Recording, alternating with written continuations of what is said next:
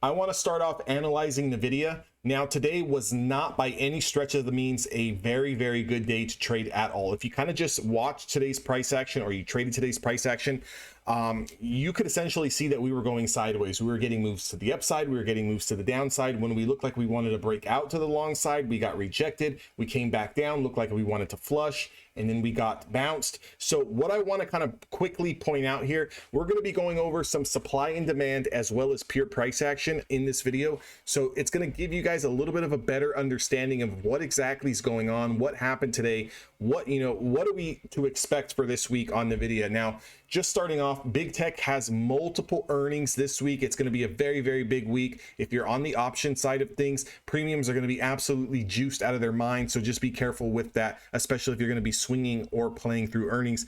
Now, if we go back to Friday's price action here, these orange lines that you see, all I have marked out here is Friday's highs, Friday's lows. That's going to give me a mental note as we go through the day where exactly we're trading at, as far as, basically, did we break out from Friday's highs? Did we break down from Friday's highs? Because even though stocks can go up and the stocks can go down, it doesn't necessarily mean that they're going higher. So what does it mean? In order for a stock to go higher, we need to break the previous day's high, right? So if we're trading at the bottom of the range and we're just in the middle of a range, yeah, stocks can be moving up, but they're not necessarily going higher, right? So in order for us to make really, really good money, we need stocks to go higher. In order for us to make really, really good money, we need stocks to go lower, not just move down a little bit, right? So this gives you a pretty good indication. So if we don't really break out through a previous day high or low, all we can really do is scalp, right? And even the scalp moves, you have to understand that they might not work, right? There's not a whole lot of follow through. So what we're looking at here, and I'm going to zoom in just on today's price action because we already know where yesterday's highs and lows sit, right? So Friday's highs and lows, we already know where that stands.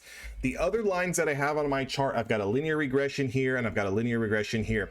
I like to use these channel levels because, stocks, prices or futures prices or whatever, they respect these channel levels. I like to kind of know where they sit. I've also got a 20 period moving average on my chart. That's the blue line that you see on my screen. So if we kind of analyze where we were at in the pre-market, here's your pre-market highs at 469.50.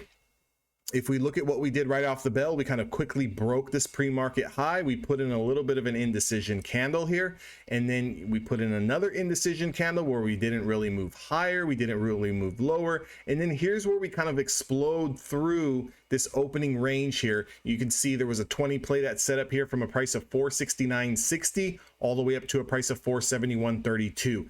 Now, here's where I want to kind of emphasize something. If you're a scalper, if you're a day trader, this was the setup that you needed to take here.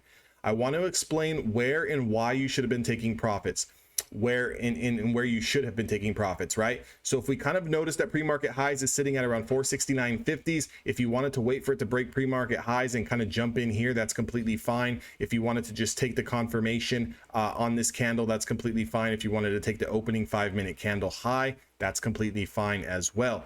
But if we kind of look at Nvda, right, and if I pull up something else here, if I pull up, I'm going to pull up the ATR on Nvda.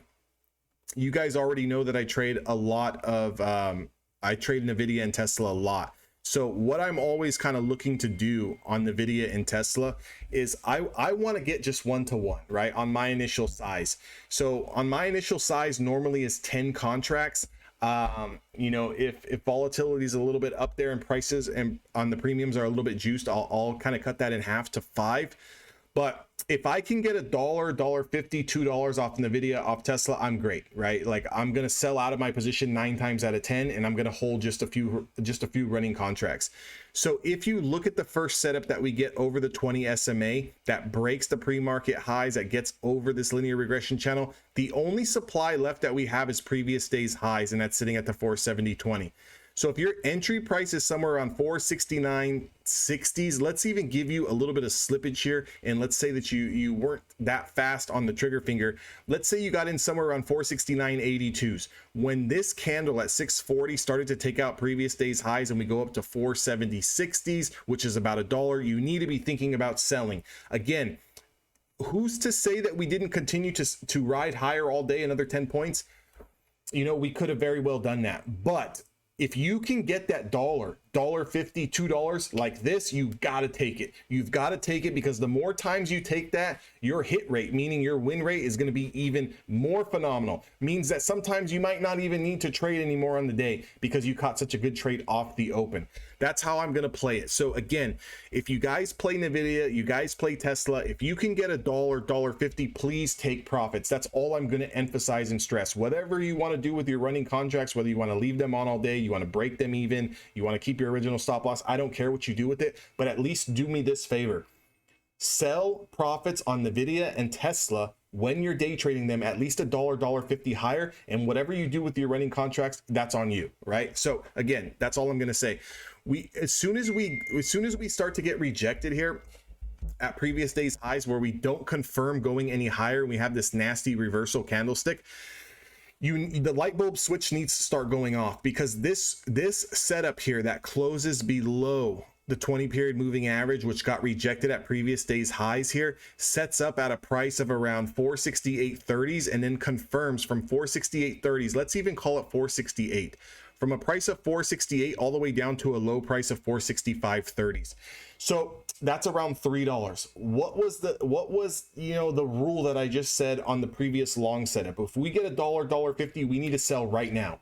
So if you enter into this short position because we rejected Friday's highs, and you take this short position below the 20 period moving average and you get that $1.50, please sell out, because at this point you would have taken two trades, essentially one long, essentially one short, and you would have taken at least $2 to $3 off the market. You would probably be done trading on the day. And if you weren't done trading on the day, I would strongly advise to stop trading on the day and just kind of lock in your profits, because you can see the rest of the day just gets into an absolute shit show with absolutely no follow through to the downside below previous day's lows or this linear regression channel, or gets above previous day's high or this linear regression channel. So essentially what happened here is we ended up trading with inside of a range all day, and this is what you would call an inside bar day. We never broke and closed above the previous day's highs or lows, and essentially went sideways, which makes this an SOB to start to trade the later in the day that it gets. I hope this video makes sense. What we're going to really want to see for tomorrow, okay, for tomorrow, if I kind of zoom out here, so what we're going to want to see for tomorrow's price action, okay, you don't need to really focus on the candlesticks here so much. I know they're a little bit small. What we really want to focus on here is we need to get a breakout. Again, this is going to get adjusted now because we put in a new high today, but what we are going to want to see here is going to see tomorrow a breakout over 471.22.